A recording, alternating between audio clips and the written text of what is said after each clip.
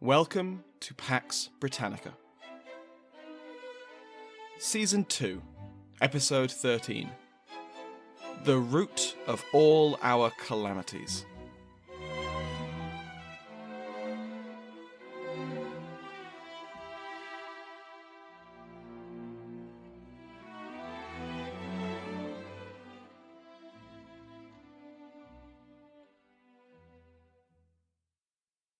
Welcome back to Pax Britannica. I'm your host, Samuel Hume.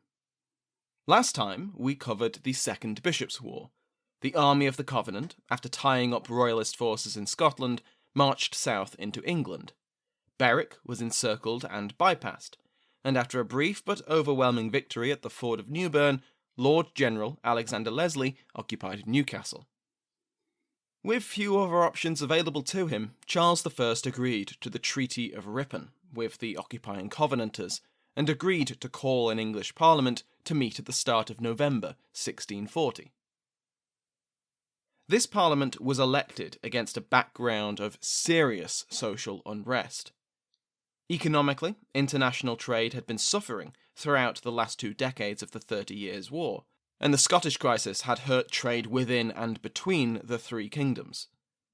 Charles's financial policies, including selling monopolies and the hated ship money, which were aimed at acquiring money for the crown, didn't help matters. Rioting and the civil disobedience we saw in episode 11 didn't end after the king's military defeat. In October 1640, rioters broke into churches across England, including in Suffolk, Berkshire and Buckinghamshire, destroying church organs and altar railings. As we've seen, we can't assume that everyone taking part in this violence did so out of a firmly held theological disagreement.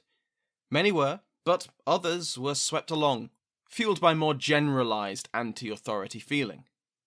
Yet Laudian reforms were explicitly targeted, even when the representatives of these policies weren't inanimate altar railings that couldn't run away or fight back. One such target, the very animate Dr. Arthur Duck, was Archbishop Laud's Vicar General. In the course of his duties, he went on a visitation of Essex and London to ensure that the new canons, which had after all been agreed at the convocation of the church earlier in the year and included a controversial oath, were being followed. Instead of finding a peaceful land and quiet people, in several parishes Dr. Duck was welcomed by crowds of people shouting, "No oath." On the 22nd of October, the Court of High Commission, the ecclesiastical twin of Star Chamber, met to consider the fates of those who had refused to follow the new canons. While this court was in session, a mob invaded St. Paul's Cathedral, actively looking for Dr. Duck. To escape the crowd, Duck took flight out of a window. The following Sunday, while a service took place in the cathedral, a group broke into the office and destroyed the records of the High Commission. When these men were tried for the capital offence of interfering in a court of justice, the jury refused to convict. So it's perhaps no surprise that, when the parliamentary elections were held, critics of royal policy won in vast numbers. Just shy of half of the candidates backed by the court were elected, and this election saw the highest number of contested constituencies yet, at 80. For many constituencies, however, the choice of MP was not in doubt. Known opponents of the crown were elected en masse. Dozens of MPs would attend Parliament with petitions in hand, drawn up by their electors, which outlined exactly what they expected him to achieve. Others had had the will of their constituents made expressly clear during their selections, and needed no scrap of paper to tell them their charge. At the risk of sounding like a stuck record, these grievances were mainly revolving around financial and religious policies, ship money, impositions, monopolies and patents, and religious innovations, the new canons, the oath, and fears of papistry and a slow reversion to Catholicism. Charles and his court were not unaware of this strong feeling. After all, how could they?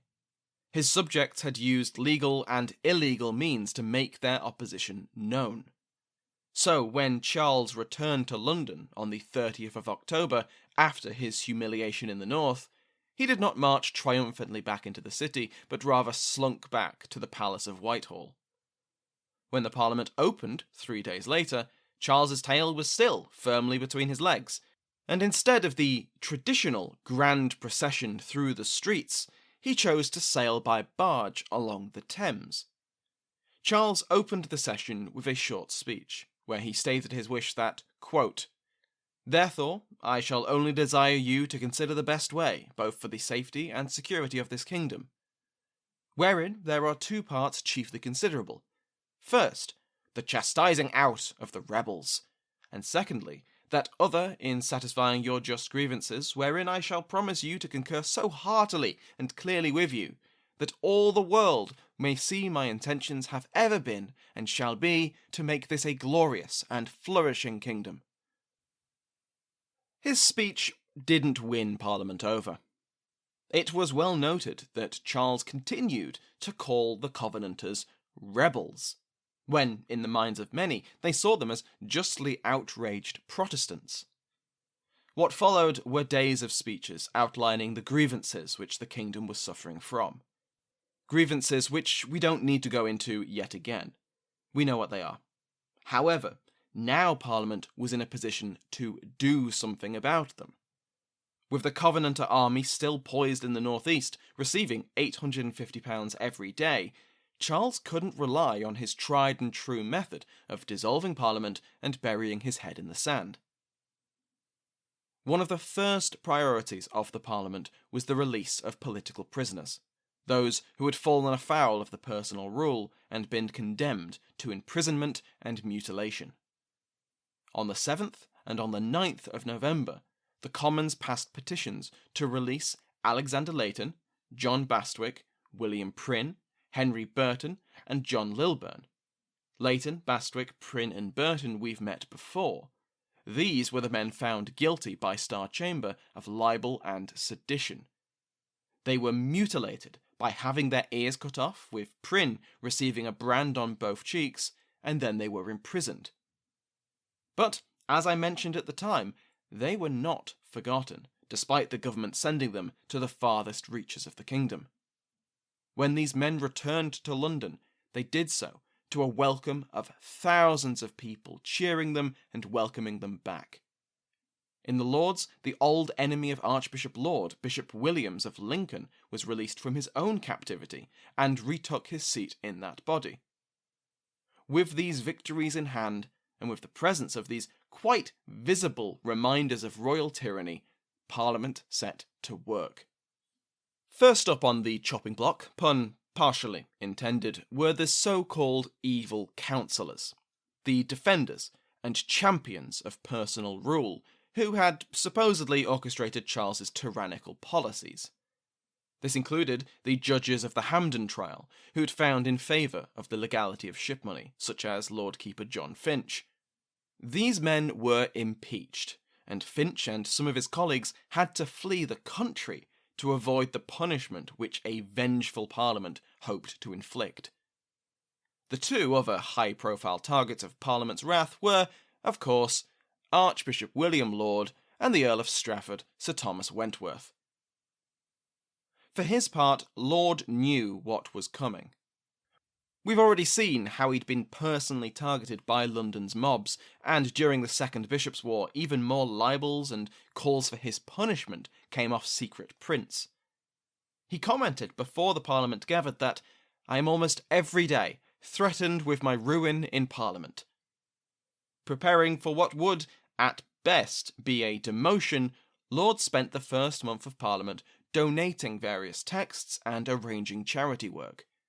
In all things, he seemed resigned to his fate, and told the jurist and MP John Selden that he would be willing to ask Charles to undo the canons if needed. Despite this olive branch, the Archbishop was impeached on the 18th of December 1640, on charges of both a secular and religious nature. In his biography of Laud, Anthony Milton summarises the charges as so.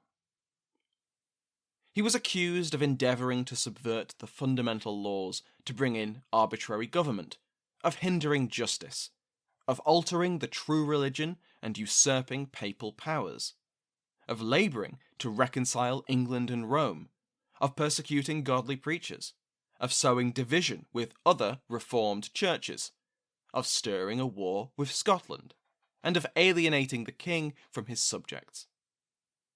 It was the theme of popery that ran through both the secular and religious charges, and provided the rationale that lay behind Laud's treacherous actions.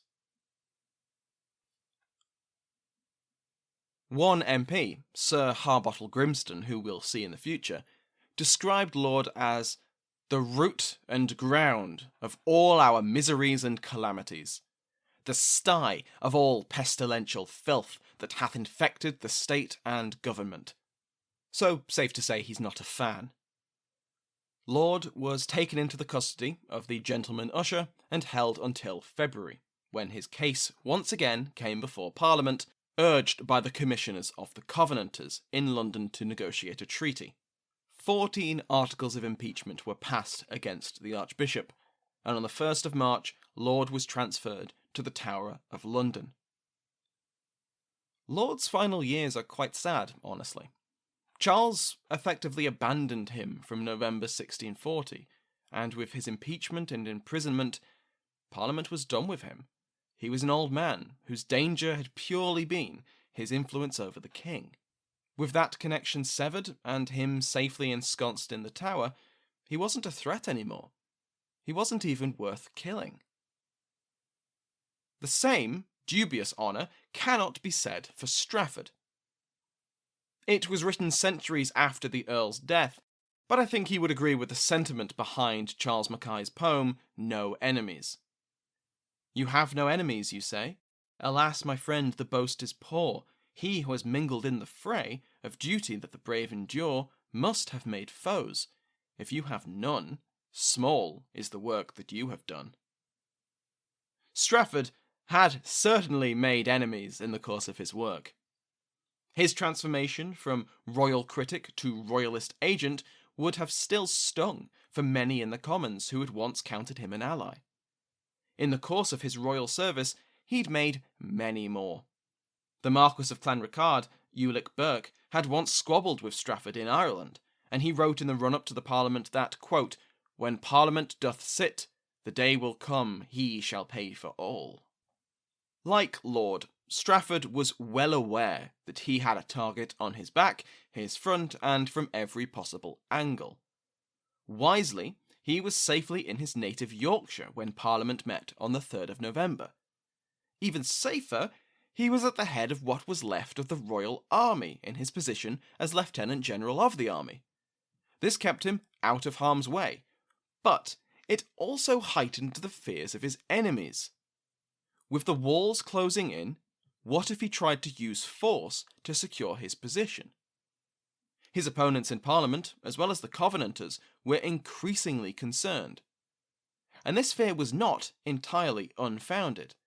He was still Lord Lieutenant in Ireland, and still held nominal authority over the large Irish army.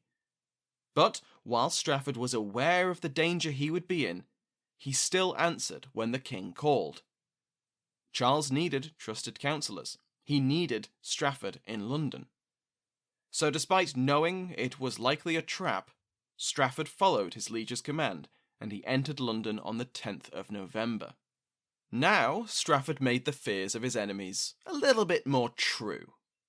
He urged Charles to bring the Northern Army south and ferry the Irish across St. George's Channel.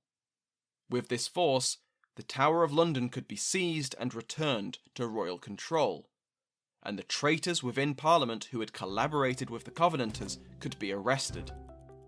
He proposed nothing less than a military coup. Unfortunately for Strafford, before the king could be convinced, Parliament struck first. On the 11th of November, John Pym led the charge. The Commons accused Strafford of treason and voted for his impeachment. When Strafford rushed back to the House of Lords to defend himself and stifle this move against him, he was arrested. On the 25th of November, after 2 weeks in the custody of the gentleman usher, he was sent to the Tower.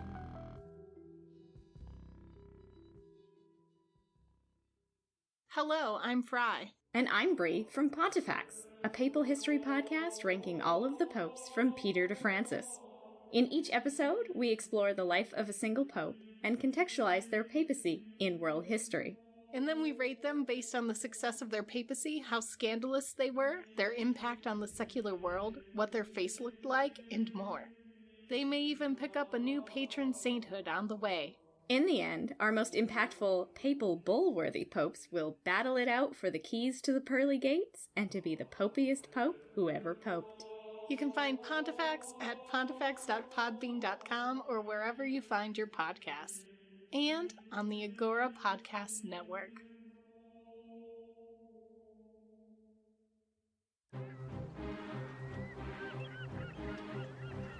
Hello, this is Matt from the Explorers Podcast. I want to invite you to join me on the voyages and journeys of the most famous explorers in the history of the world. At the Explorers Podcast, we plunge into jungles and deserts, across mighty oceans and frigid ice caps, over and to the top of great mountains, and even into outer space. These are the thrilling and captivating stories of Magellan, Shackleton, Lewis and Clark, and so many other famous and not so famous adventurers from throughout history. So come give us a listen. We'd love to have you. Go to explorerspodcast.com or just look us up on your podcast app. That's the Explorers Podcast. So, by the end of 1640, Charles's government had lost several leading figures. Some to parliamentary jailers, others to exile, and he had been powerless to save them. Somehow, his position was even worse than it had been when Parliament first met, and he still didn't have any money. So, in the new year, on the 23rd of January 1641, Charles gave a speech to both Houses of Parliament at the Banqueting House. In this speech, the king once again explained to Parliament the pressing need to pay the armies, both his own and that of the Covenanters, and to restore the kingdom's defences. In return, Charles promised to reform the religious innovations of personal rule, return to government by law, and to, quote, reduce all matters of religion and government to what they were in the purest times of Queen Elizabeth's days, end quote. The role of bishops could be discussed by Parliament. He would voluntarily give up any revenues which they considered illegal or unjust, and agreed to pass a bill mandating frequent parliaments. What was not on offer was any, quote, alteration of government.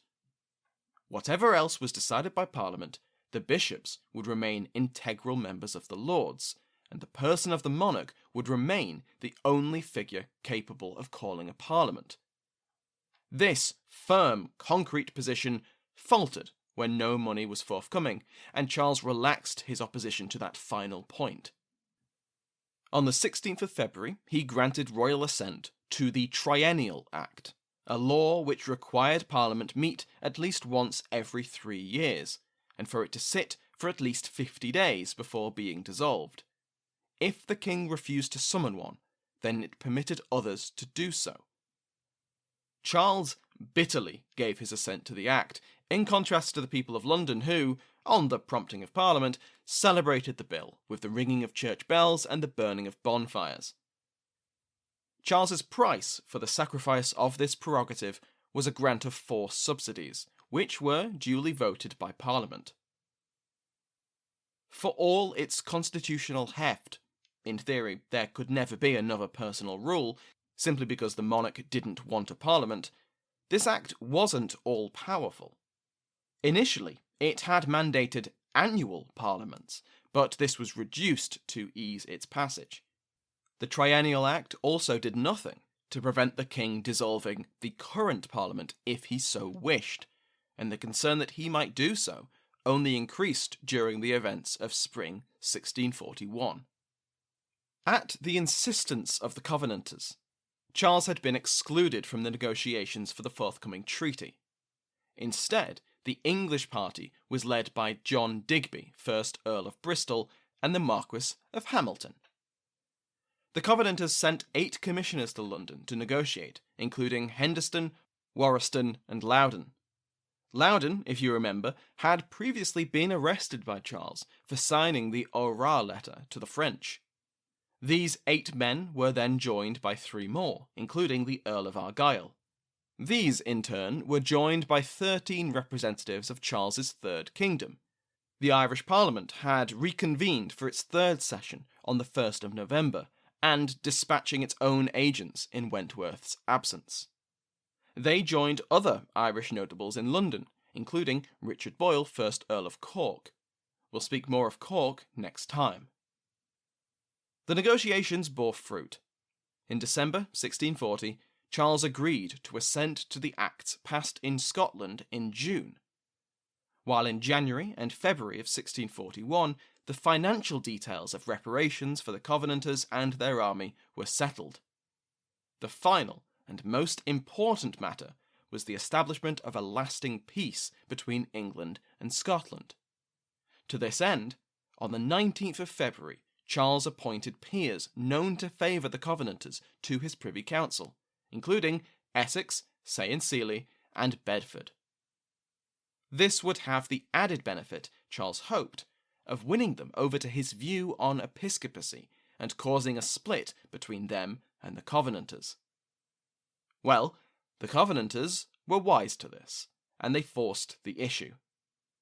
Drawing on their shared hatred of the Earl of Strafford, the Covenanter commissioners published a demand calling for his execution and the abolition of the episcopacy.